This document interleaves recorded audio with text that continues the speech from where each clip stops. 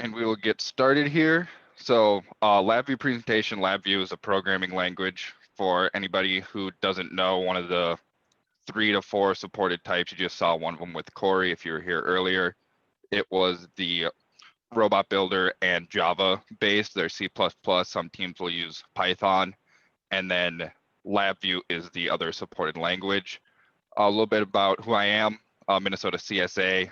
We're the ones in the orange hats going around helping with technical issues during the competition.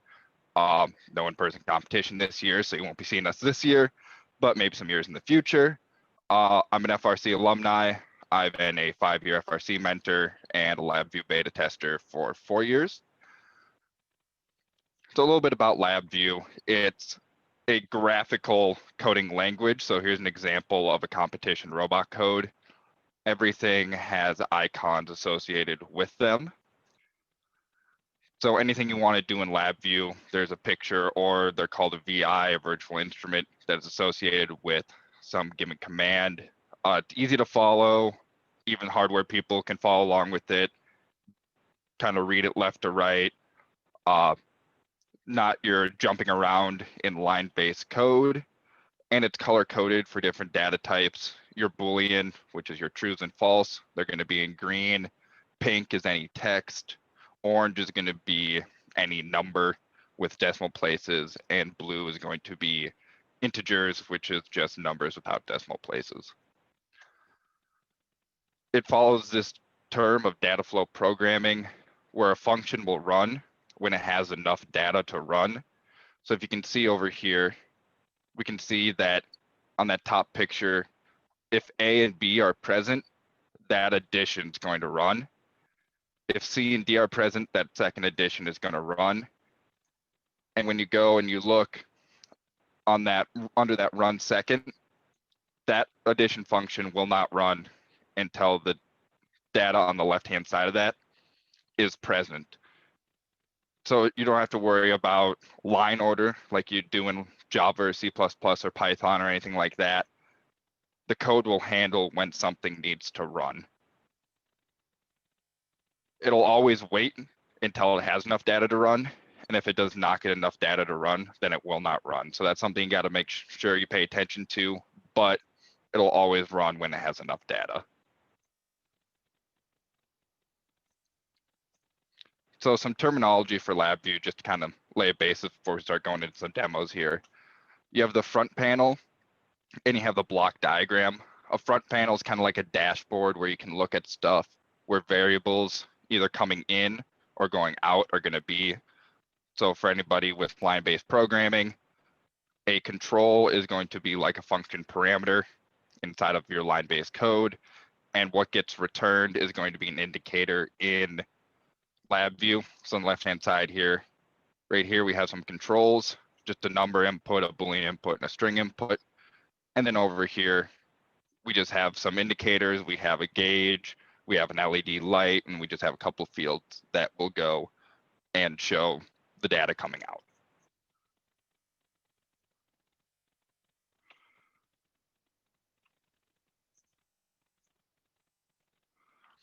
In LabVIEW, you have something called the palette. This is where all of your coding function is going to be. You do not type code. You will always find it somewhere in this palette. It has a search function in it, or you can just go and drag and drop from the palette. Any addition, any number manipulation, addressing any motors, PID, anything you want can be found in this palette. It will be there. You just have to find it inside of there. Spaghetti code is one of the biggest problems in LabVIEW. It looks like a mess. It's hard to follow. Big emphasis is to keep your code cleaned, sectioned out. It can get out of hand really quick and snowball out of control, but there are some ways to manage this. If you keep it clean, it's easy to follow. And it starts getting messy and starts looking like this, it gets tough to troubleshoot. So just make sure to keep your code clean. LabVIEW keystrokes to know. VS Code has its own keystrokes. Control-Shift-P will pull up a search for programs, stuff like that. LabVIEW has that same concept. Control-E will bring up your front panel and block diagram. So if we go back a little bit, your front panel and block diagram, Control-E will bring both of these up. Control B will clean up any broken wires. Anytime there's an error in your program, LabVIEW will let you know by a broken wire. We'll be able to see one in a second. Control U will clean up any highlighted code. It will take it and try to organize it and best flow it as it thinks is necessary. So if you start getting some code that's out of control, you can start using that feature to say, okay, I want you to clean this up. I want you to make this look a little more presentable. Control Shift N will pull up a navigation window. If you have really big code, it's very useful, but most of the time it's not needed. Control L will pull up an error list saying, okay, here's all the errors in this piece of code. Make sure you fix them and address them. Control Z, undo, just like in Microsoft Word or PowerPoint or anything else. And then Control Mouse can move the whole program. I'll make sure anytime I do a keystroke in the demo, I'll let you know what I'm typing, so you don't have to go and memorize this or anything like that. So parts of a program, for anybody that's new to FRC, this is kind of just how a robot program is set up. Anybody who's been here for more than about a year of programming will know all these terminology, but we're going to go through it quick. Robot main, this is how your robot determines what it's going to run. Usually you do not touch this unless you know what you're doing. Very rarely have I ever touched this in 5-6 years of beta testing and being on a team and being a mentor. Very rarely have I ever touched this.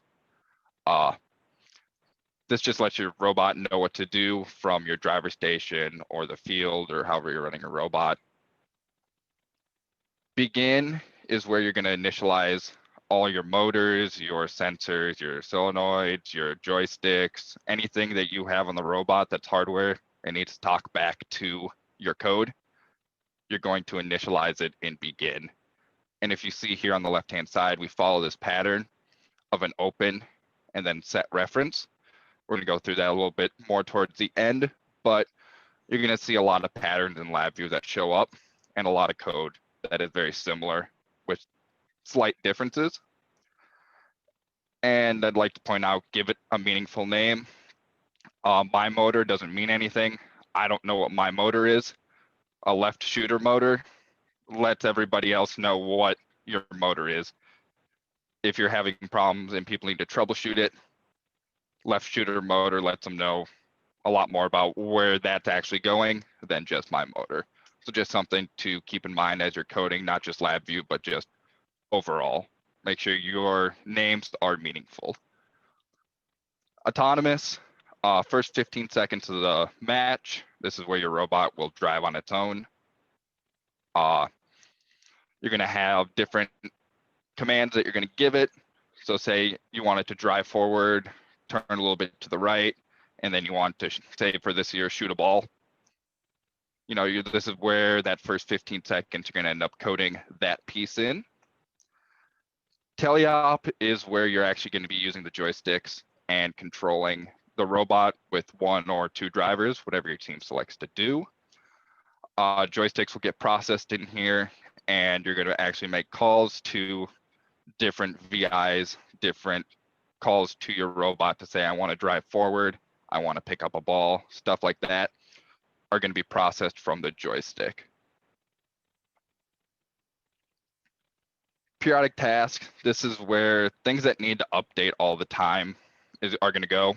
So your gyro, which does your yaw, pitch, and roll, so your rotation degrees from 0 to 360, your tilt up and down from 0 to 360, stuff that you want updating all the time is going to go into periodic task. Something like vision tracking and cameras, or say you have LED lights on your robot or something that need to be updated all the time, you're going to end up putting them in periodic task. Periodic task usually isn't crucial for a baseline robot, your kit of parts robot or something like that, but when you start getting into more advanced features, that's when you're going to start poking around in periodic task. So that's a basic 101 on LabVIEW, and we're going to go in and we're actually going to code a robot. We're going to give it a 4-motor drivetrain. We're going to give it a 1 motor that just up and down on 2 different buttons. We're going to give it 2 solenoids in and out. So say you have an arm or a grabber that goes out on a solenoid. We're gonna go in and out, and we're gonna try to code in under 10 minutes. Cut me a little slack. I'm pretty rusty in LabVIEW, haven't coded LabVIEW in about a year now. So we are going to see what we can do with this.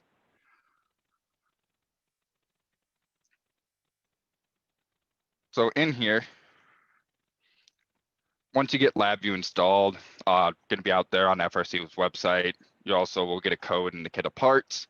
You're going to see something like this. This is the 2020 version. Obviously, there's going to be a new version coming out next year, but LabVIEW hasn't changed in the last 5 years that I've used it. So everything's going to be very similar coming into this. We're going to do FRC RoboRio project. We're going to say 2020 JUMPSTART just for the name of the project. Team number, you're just going to put your team number in here. I'm not associated with the team, so we're just going to put all 9s. And then we're going to leave it as arcade drive. There's a different architecture for LabVIEW, but it's not very commonly used. So most times you're going to stick with arcade drive. We're going to let this boot up here.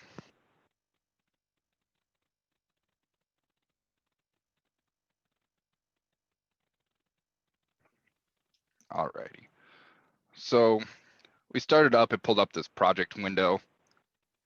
As you're going to see over here on this left-hand side, you're going to see autonomous, begin, periodic task, teleop. Those different sections I was talking about before, they're going to be in here. So if we click on robot main, we're going to let it load in here quick. First time it loads in is always a little tough. You're going to see we pulled up the front panel. If I hit Control E, we're going to see it pulls up the block diagram. So we're going to start with our begin. So if we Control E, we're going to see here, out of the box, we have a 2-motor drivetrain, and we have a joystick coming in here. So we're going to change this over to a 4-motor drivetrain. In LabVIEW, we're going to right-click on the VI, and I want to replace it from the robot drive pallet with open 4-motor. So I'm just going to replace it right here. I'm going to make some more space for the new chunk of code to go in. Control H is going to pull up our help menu. So we can see we have some inverted and we have motor IDs. I'm going to right click on anything that doesn't have a wire tied to it. Right click and create a constant. I'm going to change this to PWM2 and PWM3. And we're going to add our inverteds. 1 true, 1 false. You can see they kind of got a little messy. I'm just going to highlight my code, hit Control U, and it cleans it up a little bit. Not perfect, but at least I can differentiate between the lines. And then we wanted to add a solenoid as well. So I'm just going to right click. We're going to bring up this LabVIEW Pallet here. We're going to go under WPI Robotics Library. This is where a lot of your robotics functions are going to be, your motors, your solenoids, all that stuff. So we're going to go to actuators. We're going to go to solenoids. And if we follow the pattern that we see earlier, we have an open, and we're going to have a set reference. Going to create a constant for pneumatic control module 0. And we're going to say solenoid slot 0. That works just fine for us. And we're going to give it a name, open arm.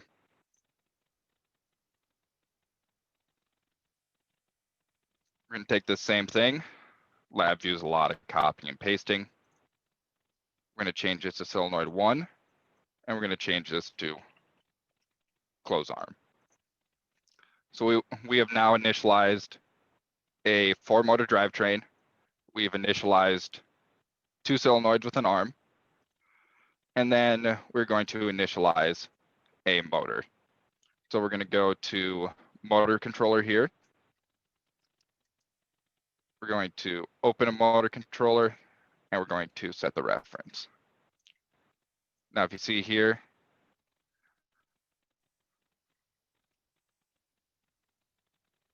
same concept as down there for the solenoids, follows about the same exact pattern, just a little bit different on the colors. We're going to make this PWM4, and we're going to clean it up.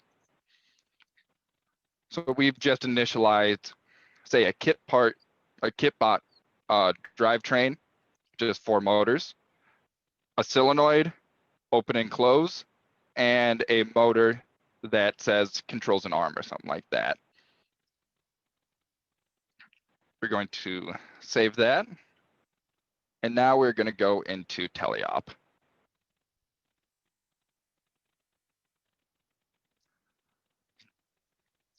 So we can see here that the drivetrain is already in place for us. They already have our drivetrain coded.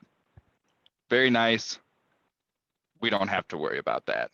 So we're going to go and we're going to put in our 2 solenoids saying open and close.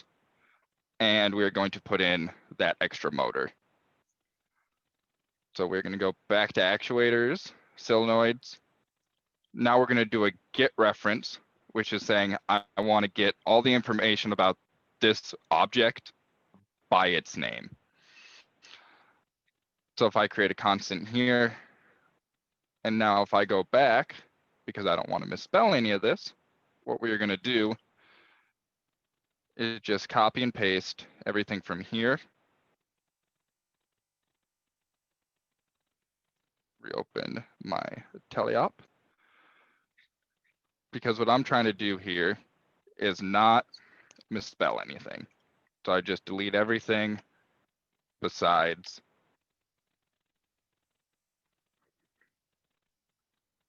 my names, because I don't want to misspell anything. I want to make sure everything is correct through the program. So this right here is an example of a broken wire, not connect to anything. LabVIEW is saying, hey, we have a problem. This wire's connected 1 or more data sinks, but it has no source, which just says I'm connected here, but I'm not connected on the left-hand side. If we do Control B, it'll fix that problem. So we're going to do an open arm.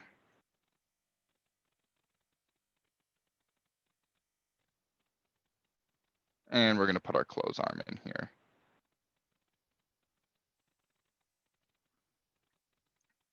Now we're going to grab a set command. You can set solenoids to on or off. So forward and reverse, essentially the same thing as on and off. I just like to use on and off. But we're going to grab a couple of these guys and we're going to put them down here. Now I'm going to grab something from the LabVIEW palette up here. It's something called a case structure. And what this is going to do, see if I can get the help menu up. This is essentially an if-else statement in Java or C++.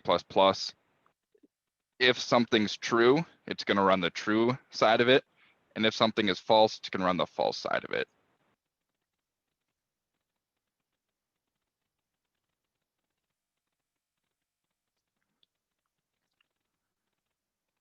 So we have up here, we're going to have the open arm and the close arm. And now I want to grab a button from the joystick. We're going to use this VI called an index array. It essentially just lets us grab joystick values.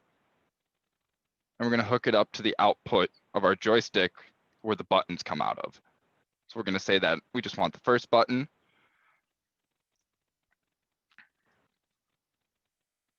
And we're going to just wire this up, saying, if my button is true, I want my arm to be open, which is indicated by our open arm being on and our closed arm being off.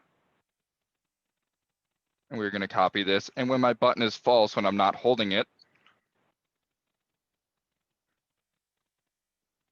I want it to be the other way around. So I want my open arm to be off and my close arm to be on.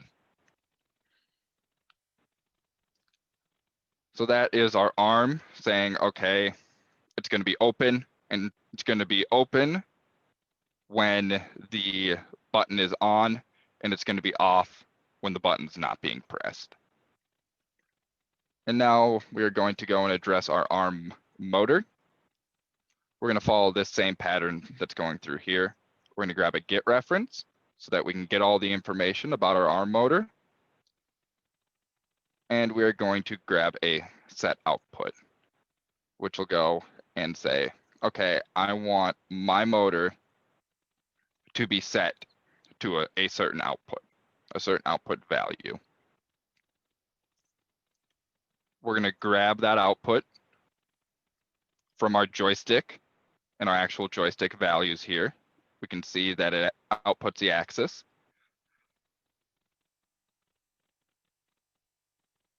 And we shouldn't need any options for this drive motor. And that would be a robot with a drivetrain, a solenoid going in and out, and an arm motor controlled off the joystick. LabVIEW is very quick. Obviously, I'm experienced in LabVIEW. I know where to look for stuff. But in my opinion, I've coded robots in Java and I've coded robots in LabVIEW. My personal opinion is you can get a lot more done in LabVIEW in a quicker time. And your mentors, a lot of the hardware mentors, can follow along and can look at the code. This is not a knock against hardware mentors. This is not everybody knows line-based coding. And it's just something to follow along, something that's in images is a lot easier to follow along for someone who's never coded or has never seen coding, or just to look over your shoulder to see, hey, what are they working on versus just a bunch of line-based text in front of you. So that is the get a robot up and running in 10 minutes, plus or minus. So we're going to go and ask the people in here what you want to see coded in LabVIEW. Here's a couple options for you. Anything recommended, I have with a little asterisk next to it. A couple of these I do have a live demo for with toggle and robot safety features. I do have live demos for, not with a robot. Obviously, couldn't get my hands on a robot, but just using LabVIEW's interface. If anybody has something they'd like to see, feel free to speak up or type it in the chat. If not, I will just start picking some options off of here and just go from there.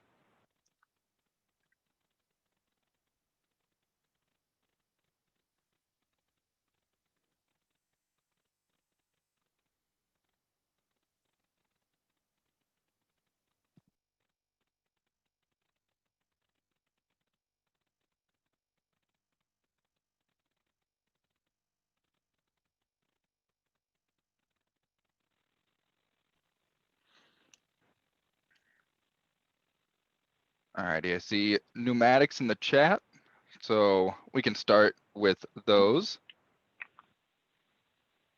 Anything specific you want to see with them, or just an overall general pneumatics overview, or and then motion profiling and vision tracking? Alrighty, sounds good. So we'll do pneumatics and then we'll go towards some more advanced features after that. So pneumatics, we'll open up begin here. Again, Control E to bring this out. So pneumatics, you have two types of pneumatics. You have one-way and two-way pneumatics. One-way is you have an input tube on, usually it's the back end side of it. It'll come out on pressure and then it comes back in with spring pressure. I really don't like to use those. I'm more of a fan of your two-way pneumatics, which you're going to have on the out, you're going to get pressure from the bottom side of the pneumatic, and on the top, you're going to get pressure from the top side pneumatic to retract it. So you're going to work with pneumatics in pairs. You're going to have a pneumatic control module, which is just a little device that hooks up into your robot that is just going to tell your solenoids if they need to be opened or closed or on or off or forward or reverse, whatever terminology you want to use. And that's what we have right here. So you have 8 slots on your pneumatic control module, solenoid 0 through 7. And this is an example of a double action solenoid. So you're going to have positive on, which means you're going to get pressure from the back side of the cylinder up. And on your retract, it's also going to be positive. So you're going to get pressure from the top side of the cylinder coming back down.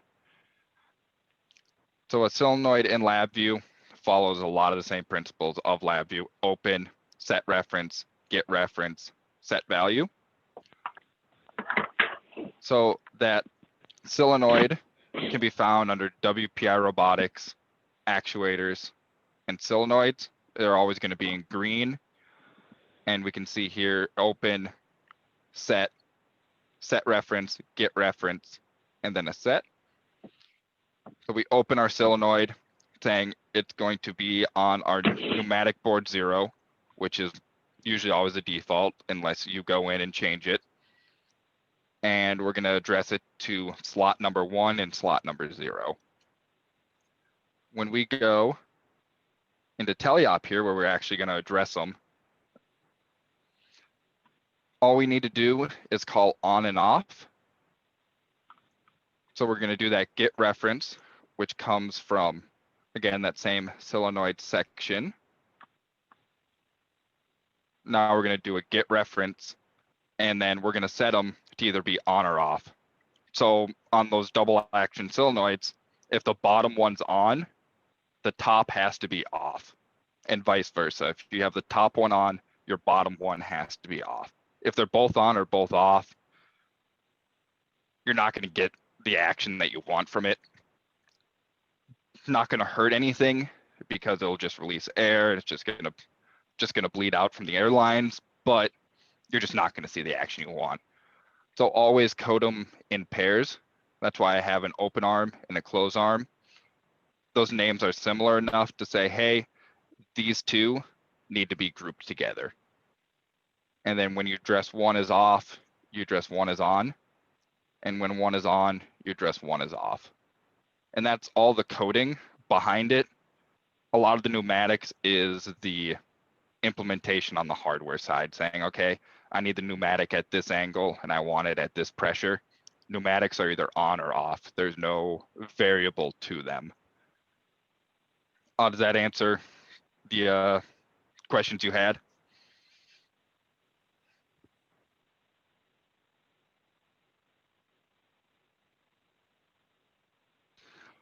Yep.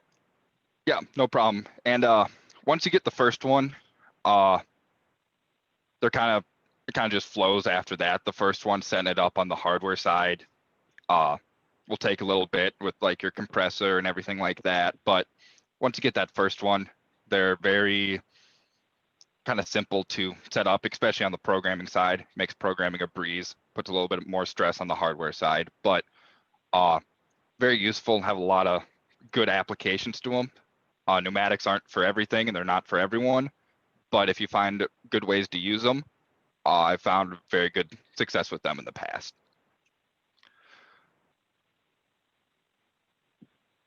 So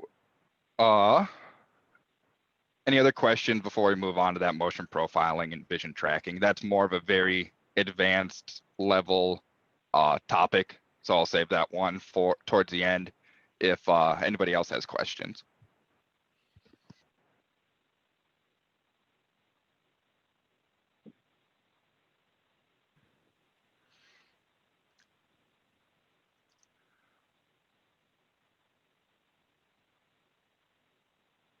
Alrighty, looks like we'll go into motion profiling and vision tracking. I'm going to open up an old project here.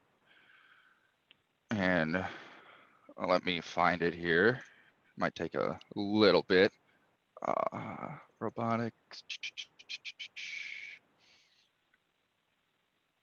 FRC 2019, what was the last one? Deep space. Deep space. Deep space. Deep space free write. Does this have it in it?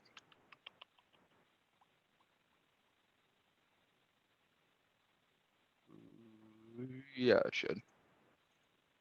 Okay. Sorry, I just gotta find the right project here. It's been a while since I've opened this one up. So this was written in 2019. This is not, I mean, this comes over to 2020 and should come over to 2021 to the best of my knowledge. So you're gonna see this project looks a little bit different, a little bit bigger and a little different framework. If you get lost during this, it's fine. It's a very, very advanced topic, but we'll go through it anyway. So in autonomous here, you're gonna see this one takes a little bit to load. Nope, wrong project. Don't save 2019 pre-rewrite. All right, let me just go find I gotta find the right one here. Deep space pre-rewrite. Guy. Okay, let's try this guy.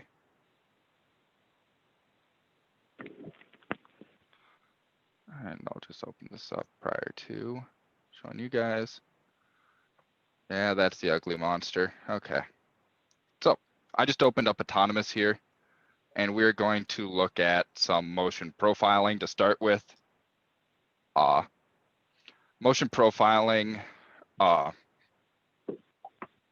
So for the person that asked that, do you know what motion profiling is, or do you want from the start up of motion profiling, or you just want the LabVIEW side of motion profiling?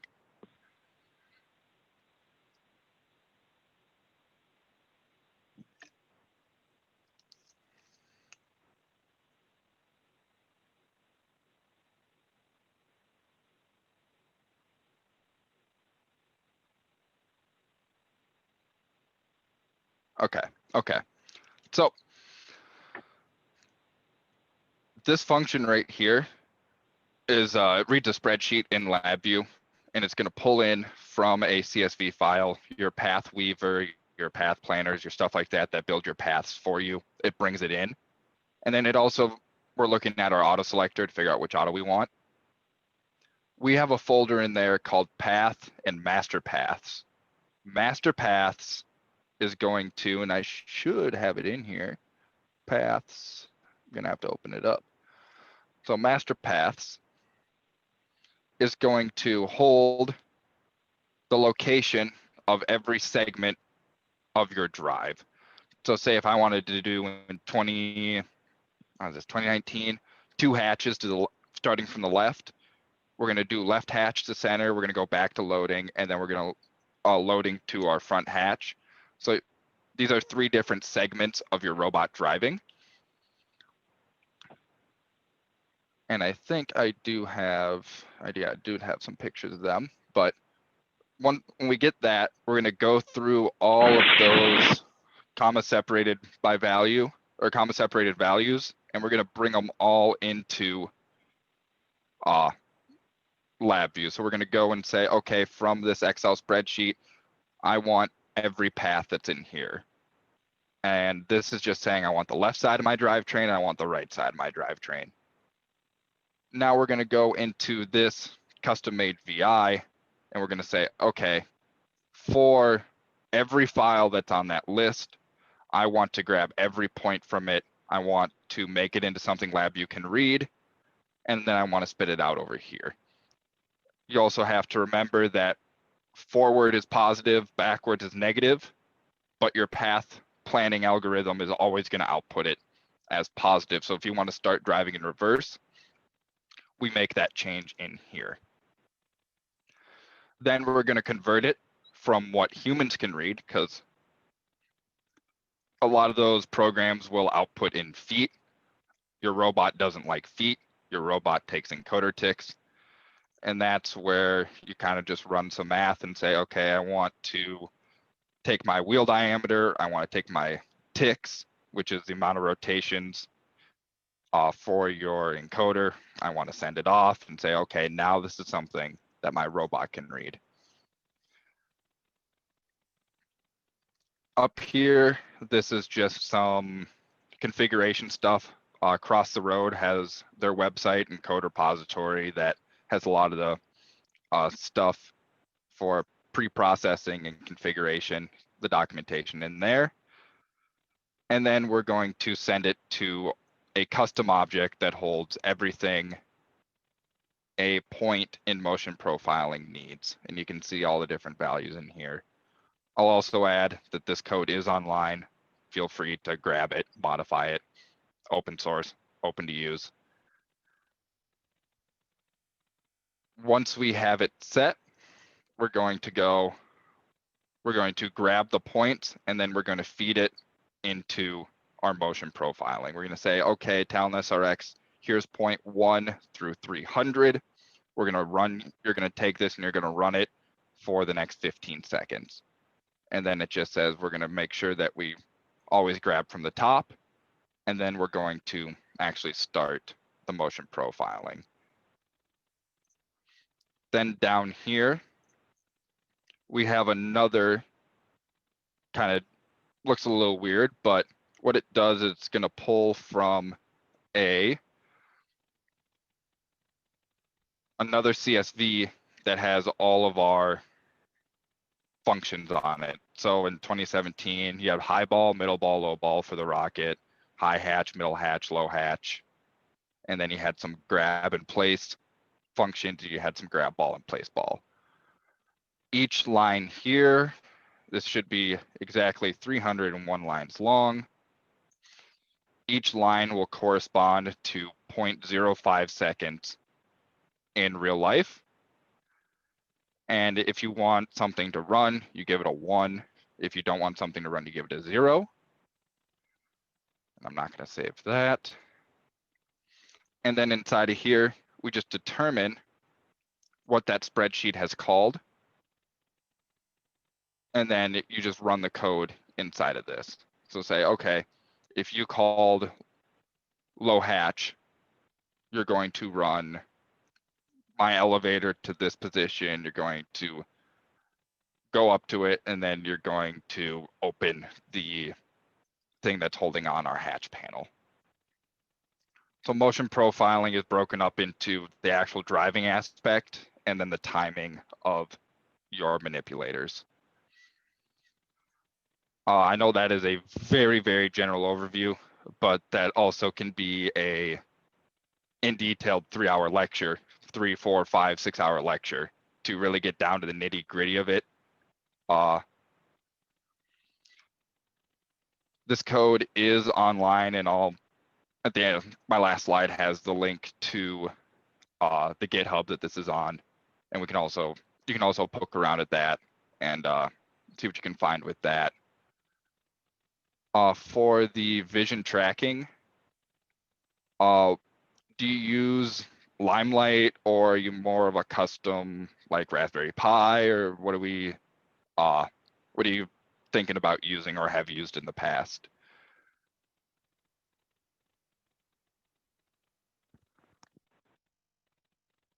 You can certainly unmute your mics as well if you would rather be talking during this, instead of chatting. Okay, Limelight.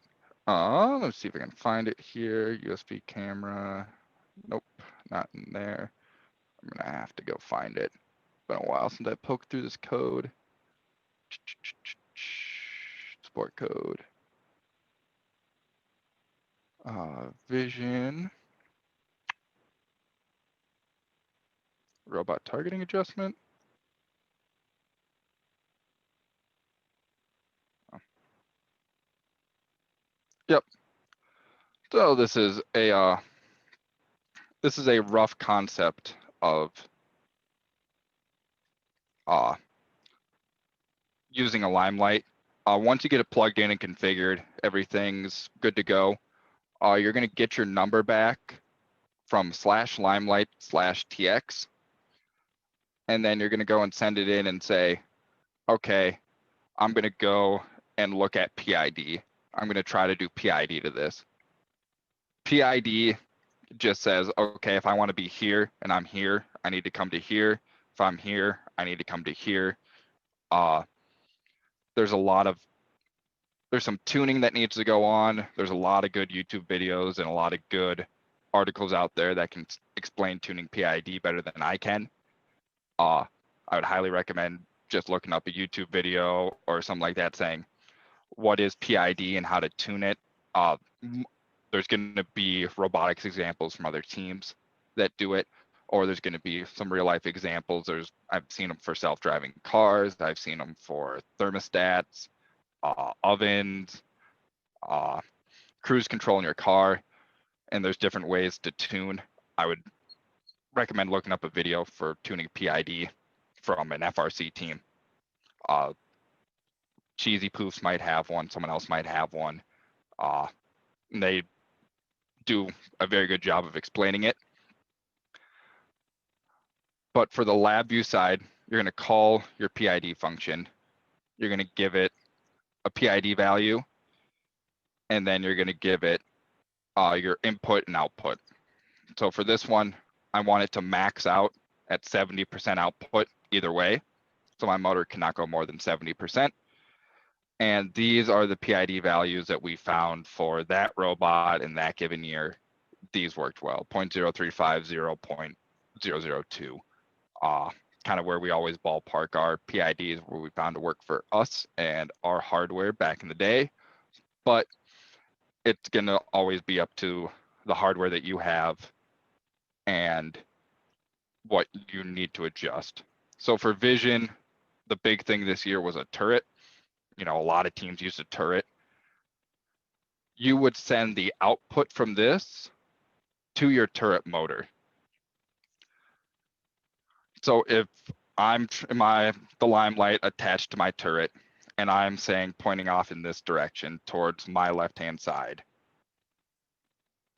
say my X value is -200 and I want to get to 0, PID is going to run and say, okay, from -200 to get to 0, I want to send my motor an output of 0.5, let's say. And you're going to go and you're going to give that value over to your turret motor. This example here, if I just open up our piece of code, drive implementation controller, just get this opened up for you. Ignore all the junk there. We're going to go to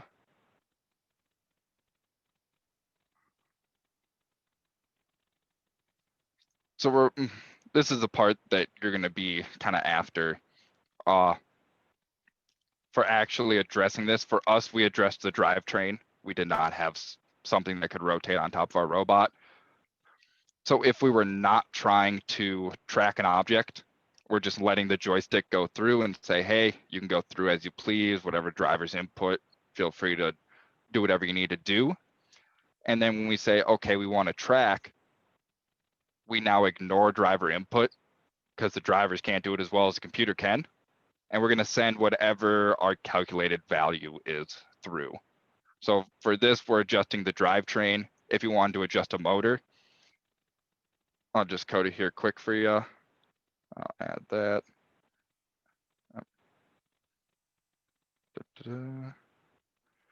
So if we want just to code a motor to do this, we're going to have this saying, okay, this is our vision tracking button. We're going to have this be our correction for our shooter. Let's say we open up, I like SRXs. Talon SRX. Let me pin this. So we're going to set U. We're going to say, okay, I want to get the value from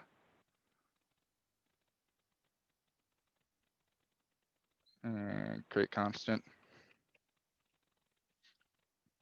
turret, and we'll create a control mode, just % output. Clean this up. So this would be for just a standard turret motor. I'm going to say my limelight is giving me some value. If I'm not pressing the tracking button, I'm going to go through and say, okay, I want to send whatever the value is coming from the joystick. Whatever my operator wants to turn the turret, feel free to turn the turret. When somebody presses the tracking button, it's going to say, I'm ignoring the operator. I'm going to grab my value from whatever this calculated right here, and I'm going to send that to my turret motor instead.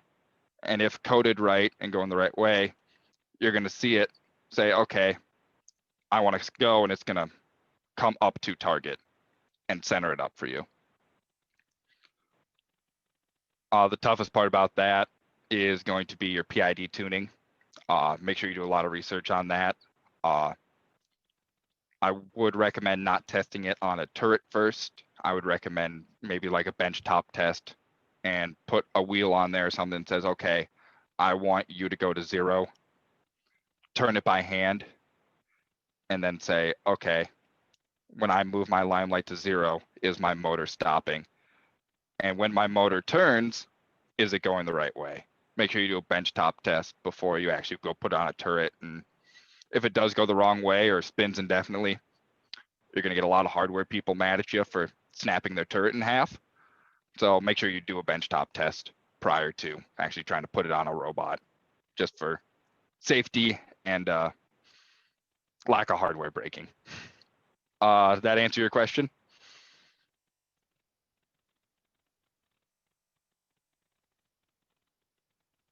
Yep. And it looks like we're at 11:50, 11:51. So that's the end of the time slot. Yeah, thank you guys for being here. Name, phone number, email if you have questions or just need CSA help in general. If it's dire and needs to be done yesterday, you can shoot me a text. If not, preferably email. And then this link right here, the github.com, for any code examples, has I think 4 or 5 years of code, has this training information, some example VIs, and a lot of the other stuff. So yeah, I'd like to thank Medtronic again. Yep, and we're saying 2 weeks. We're having another JUMPSTART on November 14th, and then one in early December. I think classes will be expanded for those two. If I remember correctly, there's going to be some more classes coming through. But again, Yeah. during these times, JUMPSTART's about the best you can get, because it's the world we live in. So this is going to be your biggest group activity with the FRC community and the most interaction you're going to have with other teams until something changes, which doesn't look like it's happening anytime soon. So feel free to attend the next two. And yeah, thank you guys for showing up. And any other questions before we sign off?